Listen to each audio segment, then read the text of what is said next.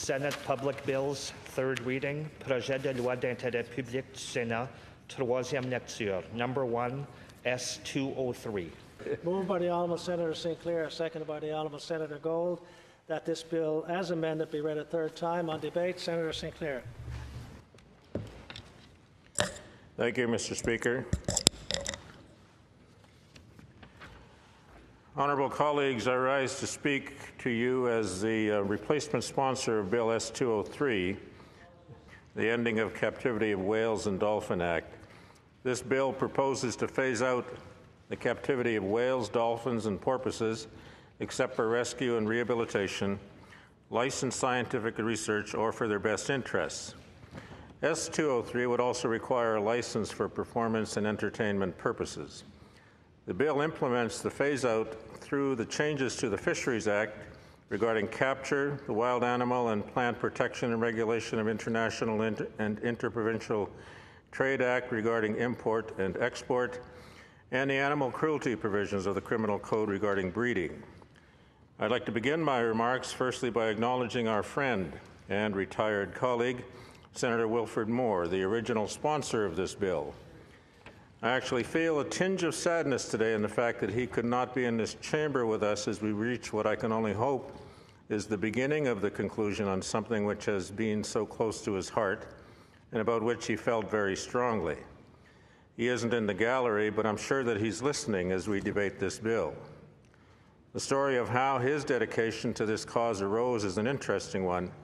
As I'm sure you've heard, if you've ever talked to him, one evening he and his family watched Blackfish, a documentary that highlights the dangers to humans and cetaceans of the forcible capture and captivity of such intelligent aquatic animals.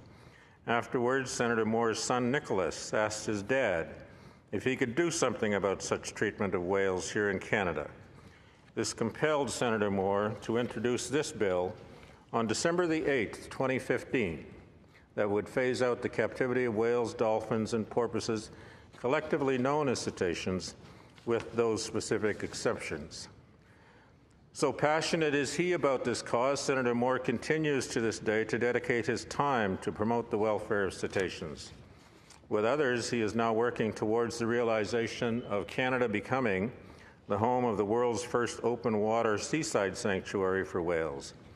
The intention of this sanctuary is to provide a place where rescued whales and dolphins can be rehabilitated for release while living in an environment that maximizes their well-being and autonomy in a setting as close as possible to their natural habitat, or where they might remain permanently if unreleasable. Some locations being considered for this sanctuary are British Columbia, Nova Scotia, and Washington State. In recognition of his work, last April, the Canadian Federation of Humane Societies presented Senator Moore with the 2017 Humane Legislation Award. This award is given for positive action in Canadian animal welfare that promotes respect and humane treatment towards all animals. Honourable Senators, I know that we all believe that it is morally wrong to treat animals with cruelty. We do not distinguish between those individuals who are intentionally cruel or those who are cruel through negligence or ignorance. It is enough if their treatment of animals is cruel on a reasonable standard. Our moral sense of right and wrong has led to such conduct being criminalized in our criminal code. Bill S203 makes it clear that we have a moral obligation to phase out the capture and retention of cetaceans for profit and entertainment. This bill would join other countries that have already banned cetacean captivity. This bill also follows other positive developments in Canadian animal welfare and within the work of this Senate. This year, we have seen a bill calling for an end to the removal and importation of shark fins from live sharks. We have before us another bill calling for an end to animal testing in the cosmetics industry and to require cruelty-free cosmetics. How fitting it is, then, to have before us this bill, calling for an end to the cruelty inherent in cetacean captivity for profit and entertainment purposes. Societal attitudes are changing with respect to our relationship and responsibility to animals. Canadians are calling upon us to do better. Last week, Angus Reid released a survey showing that over 50% of Canadians support the banning of cetacean captivity in Canadian aquariums. Around the world, there are steps being taken to do so. S203 is groundbreaking for Canada, but it is a consolidation of related developments.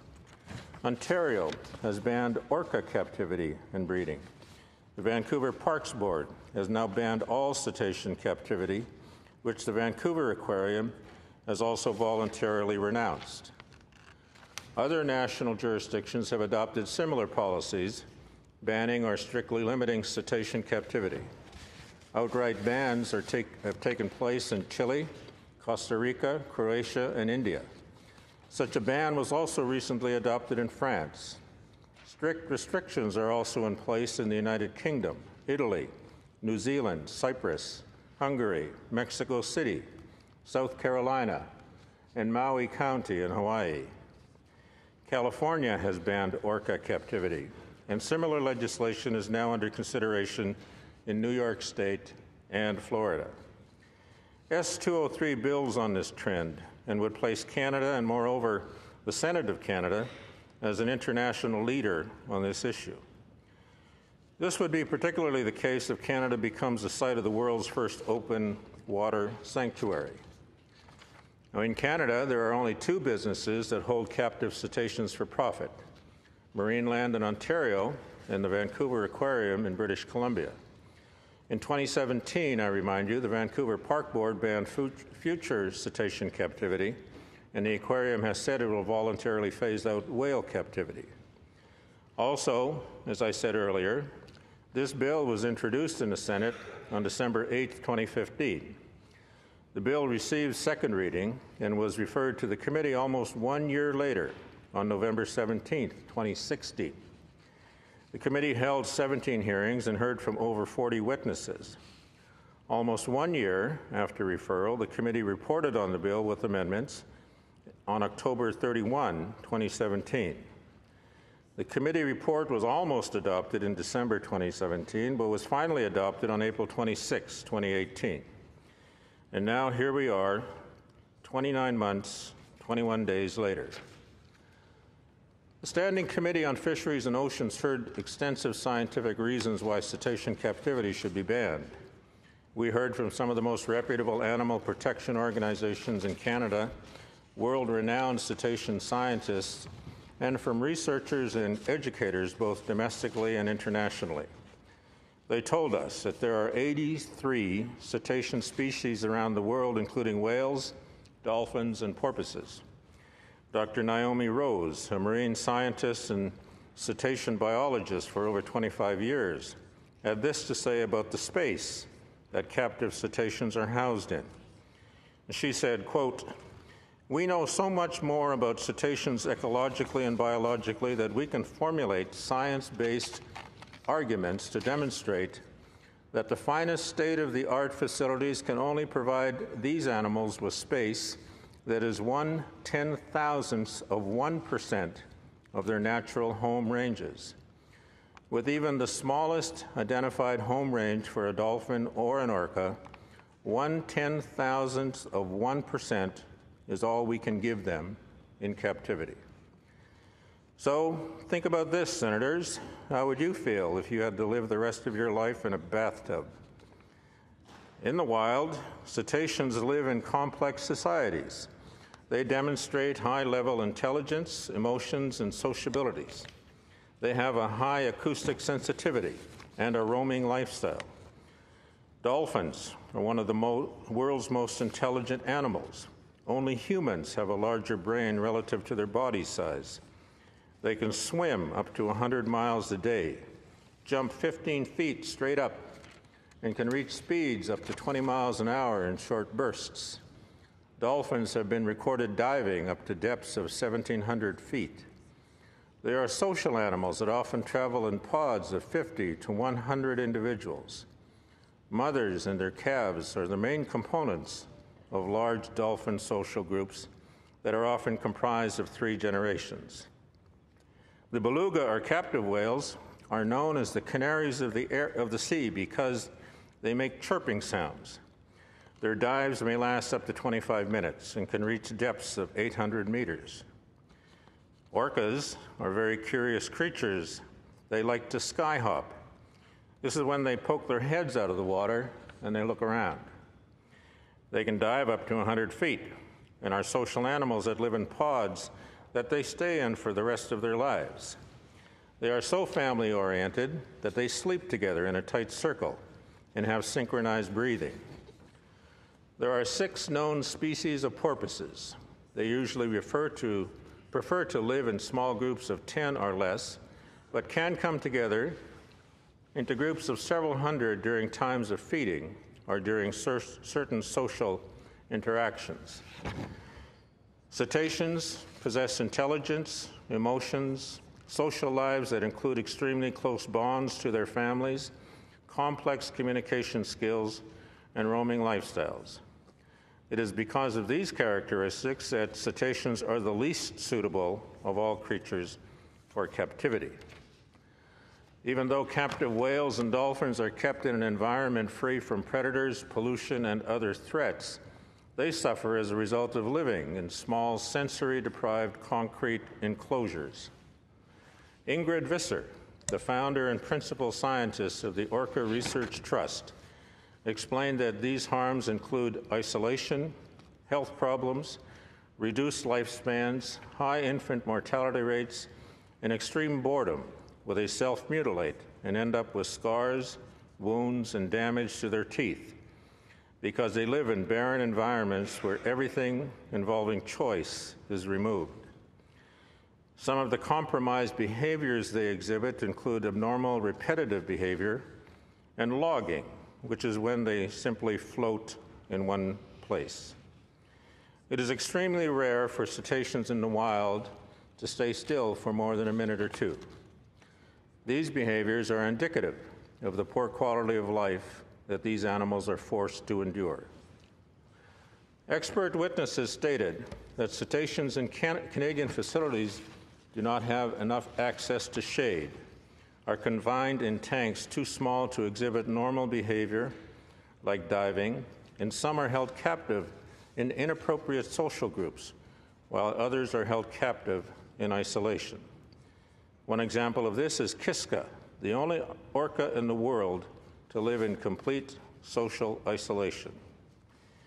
We were told that in order to subdue and control cetaceous behavior, it is a standard practice in the aquarium industry to use starvation methods and inappropriate or excessive amounts of drugs, such as diazepam, commonly known as Valium, on these animals. Cetaceans are also being bred in captivity for profit. Calves are then separated from their mothers and live an average of 2 or 3 years. We heard that when separated from their calves, the mothers sink to the bottom of the pool and hang their heads against the concrete and bang their heads against the concrete because they are distressed. Some of the witnesses raised concerns that captive cetaceans are important for conservation, research, and educational purposes.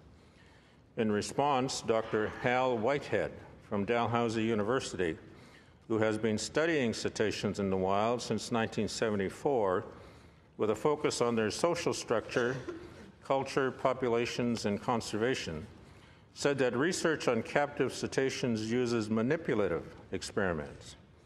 Rather than being fed live prey, for example, they are typically fed dead fish. As acoustic animals, they live in debilitating concrete tanks that act as echo chambers. Even though captivity research has provided some insight into the nature and cognition of these animals, it is uncertain that these results would translate to animals in the wild, he said.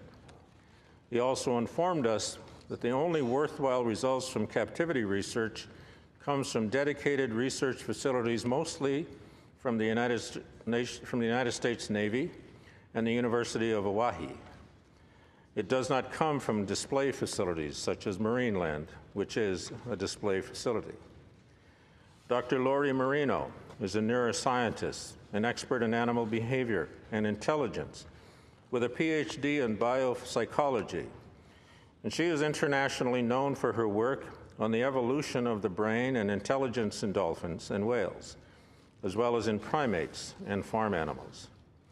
She has published over 130 peer-reviewed scientific papers, book chapters, and magazine articles on marine biology, marine mammal biology, and cognition, comparative brain anatomy, self-awareness in non-human animals, human, non-human animal relationships, and the evolution of intelligence.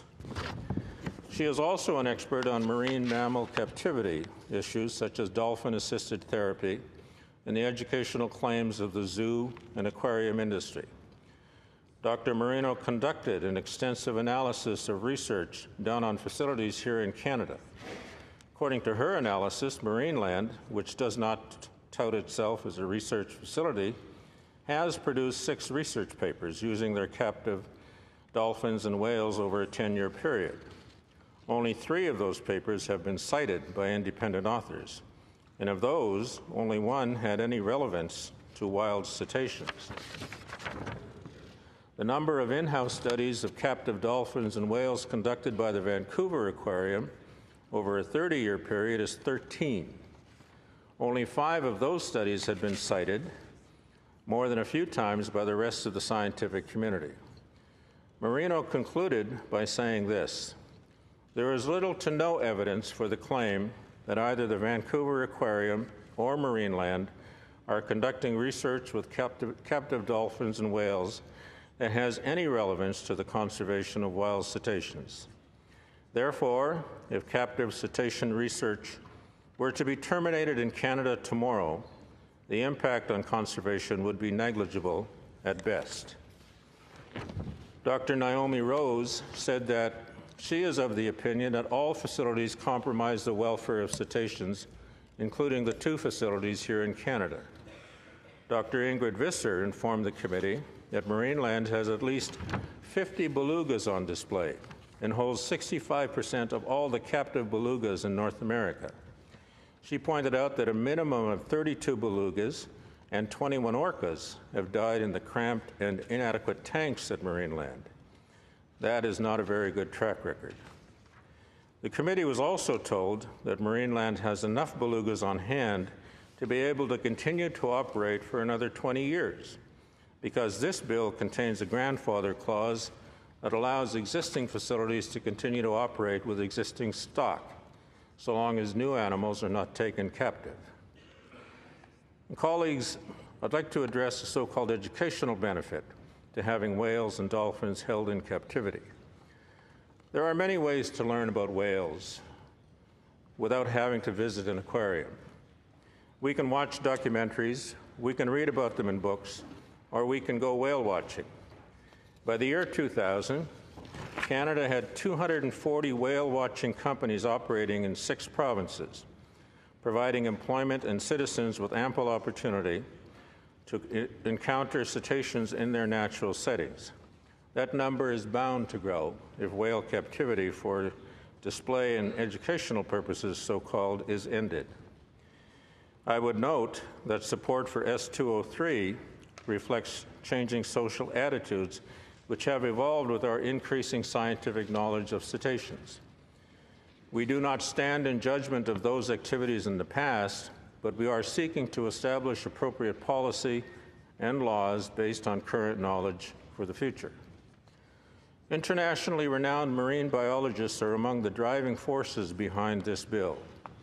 Over 20 scientists have endorsed this bill because scientific evidence indicates captivity is cruel, given the characteristics and needs of cetaceans. That should weigh heavily in your own independent assessment, Senators, as to whether the capture and captivity of cetaceans is simply too cruel to be allowed to continue. During the committee proceedings, some senators and the lawyer for Marineland, who is now lobbying against S203, said it should not move forward because Indigenous groups had not been consulted. Now, I support thorough consultation with Indigenous groups whenever legislation could potentially impact their rights. However, I'm not aware of any Indigenous tradition of displaying live whales for public entertainment. nor am I aware of Indigenous people capturing cetaceans or breeding them for captivity or research purposes. That is simply not a traditional way to use animals, and is quite frankly contrary to the Indigenous worldview of the relationships and correctness of the natural world. Indigenous people are careful to respect the natural life cycles of the animals that they share the earth with. Efforts were made not to overfish, overhunt, or overharvest. Every part of the animal is used, and in many cultures, there are accompanying celebrations and ceremonies of appreciation for the use of the animal. This has been the attitude in many Indigenous traditions. It is one of stewardship and respect. Colleagues, you may recall receiving a letter from the coastal First Nations of British Columbia calling on the Senate to vote in favor of this bill. In their letter, the authors said, "As stewards of much of Canada's Pacific coast, we are in a unique position to speak to the importance of protecting whales and dolphins while keeping them in the wild where they belong. Historically, our coastal communities have had a special and important relationship with cetaceans. Our experience in developing marine use plans, using ecosystem-based management and building successful whale watching and ecotourism businesses provides a compelling alternative vision for more respectful ways of appreciating and living with some of the most magnificent wild animals on the planet. Many of our communities are home to lucrative and sustainable whale watching and ecotourism operations. As such, we see ourselves as key stakeholders in this discussion."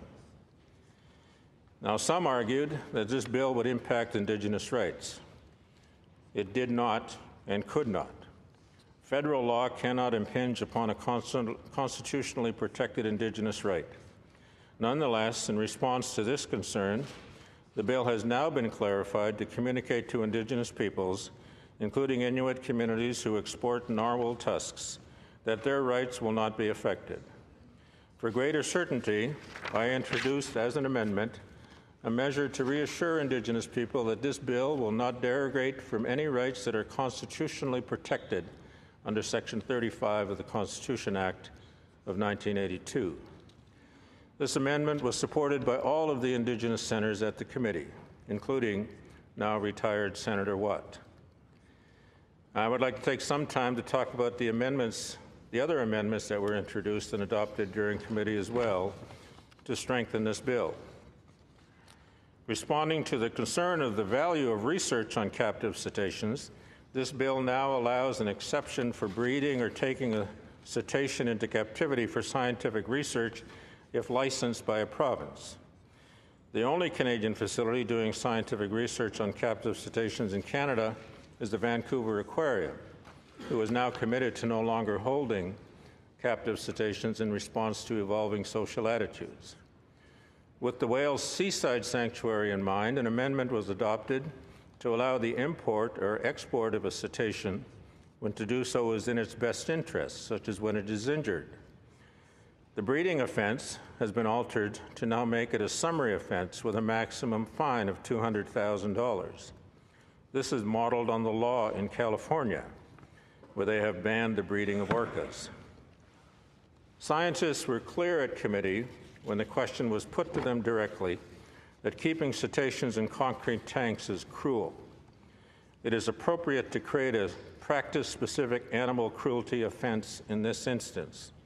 That way, if Section 203 is adopted, it will prevent the bursts of any additional cetaceans in captivity, saving them from the cruel fate of living their entire lives in a relatively minuscule concrete tank. I think we are sympathetic enough to imagine what that must be like. With S203, I hope the calves born in captivity this year will be the last captive cetaceans born in Canada. Efforts have been made by many so that this bill has a chance to become law as soon as possible. Conservative Senator Janice Johnson was an early supporter of this bill. As deputy chair of the committee proceedings, Senator Elizabeth Hubley was an important leader and passionate supporter of the bill, as was Senator Munson, whose intervention to adopt the committee report last December reminded us that the public is very eager to see a vote on this matter. Cetacean captivity is an issue that touches the hearts of thousands of Canadians. You may recall that public support asked us to pass this bill twice that shut down the Senate servers. Tens of thousands of Canadians wrote to us because they wished to see a vote on this bill. Over 5,000 Canadians have petitioned the House. Several thousand have petitioned the Senate. And over 80,000 people have signed an international online petition in support of S203. On that point, I would like to acknowledge and thank all of those people who took time to write us and sound their support for this bill. And let me assure them, we have heard your voices. You have made a critical difference in moving S203 forward, and this bill belongs to all of its supporters. Some measures similar to those contained in S203 are now contained in Government Bill C-68, an act to amend the Fisheries Act and other acts in consequence. These include a ban on cetacean captures except for rescues and the ability to regulate imports of cetaceans. Measures in C-68 are a step in the right direction, and it is encouraging to see Minister LeBlanc take a positive, constructive, and proactive approach on the issue. As the minister stated in February, quote, "The public acceptance of keeping these majestic creatures in captivity has changed, and we think the law should also change to reflect that. So we're going to ban the taking of cetaceans. We think Canadians massively support that principle," he said. A major difference of these bills is in respect to the breeding ban. Bill S-203 calls for a total ban on breeding cetaceans. This is very important because it is the only way to truly phase out the practice of keeping cetaceans captive, to phase out the practice of keeping cetaceans captive in Canada. I expect that our statement in the Senate about the provisions of S-203 will have an influence on the process of C-68 as it passes through committee stage and its amendment process. We need to remember that what this bill is really about, whether whales, dolphins, and porpoises should be kept in captivity. When thinking about this, the bottom line is, let's not forget the creatures living in the concrete tanks, and let's not forget the wild cetaceans who may yet face violent capture from their family groups for the purpose of display for human entertainment. That's what this bill is about and why it matters so much. Given the scientific knowledge presented by experts about the biological characteristics and needs of cetaceans during the study of this bill, it is evident that it is cruel to keep cetaceans in captivity. We, I believe, do not want to be cruel. We should not allow others to be either. In my community, the Anishinaabe recognize that we are all related, not just you and I, but you and I and all life forms of creation. As living things, we are connected to each other. We depend upon one another. Everything we do has an effect on other life forms and on our world. That is why we use the term Nikanasatuk, all of my relations, when addressing each other. So bear in mind why we are here. We are here to take care of our nation, to take care of our land, to take care of the people, and to take care of all that is part of this creation. So on Guamazin, be strong and steadfast in your beliefs. Nikanasatuk, take care of all of our relations. Thank you for your attention. I ask you to support this bill. Merci, miigwech.